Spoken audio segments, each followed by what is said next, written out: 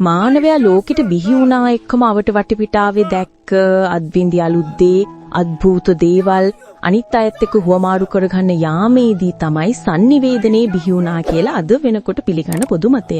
මුල්ම කාලේ මානවයා, ඒ කියන්නේ ප්‍රාථමික මානවයා සංඥා සලකුණු ශබ්ද කියන ප්‍රධාන ආකාරය තුන තමයි sannivedanයට යොදාගත්තේ. ඊට පස්සේ එයාලා දකින දේවල් එයාලා ජීවත් වන ගල් ගුහාවල අඳින්න පටන් ගත්තා.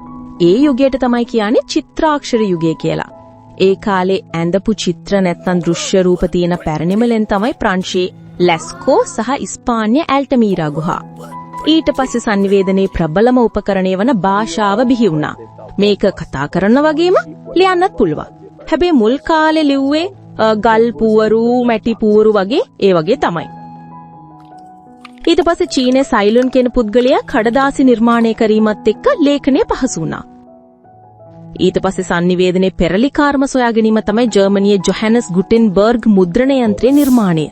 ඒකෙන් ඉස්සෙල්ලාම මුද්‍රණය කළේ බයිබලය. ඊට පස්සේ තමයි ඇලෙක්සැන්ඩර් ග්‍රැහම් බෙල් දුරකථනය නිර්මාණය කරන්නේ. ඊට පස්සේ වැදගත් අවස්ථාවක් තමයි ගුවන් විදුලිය නිර්මාණය. ඒ ගුග්ලියෙල්මෝ මාකෝනි විසින්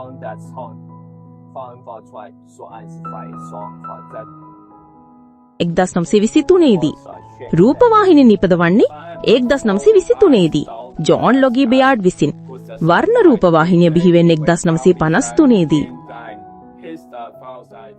ඊට පස්සේ 1990 දී ටිම් බර්නස් ලී විසින් www නැත්නම් World Wide Webs සංකල්පයේ බිහිවීමත් එක්ක අන්තර්ජාලය ඔස්සේ sannivedanaye වේගෙන් දියුණු වුණා.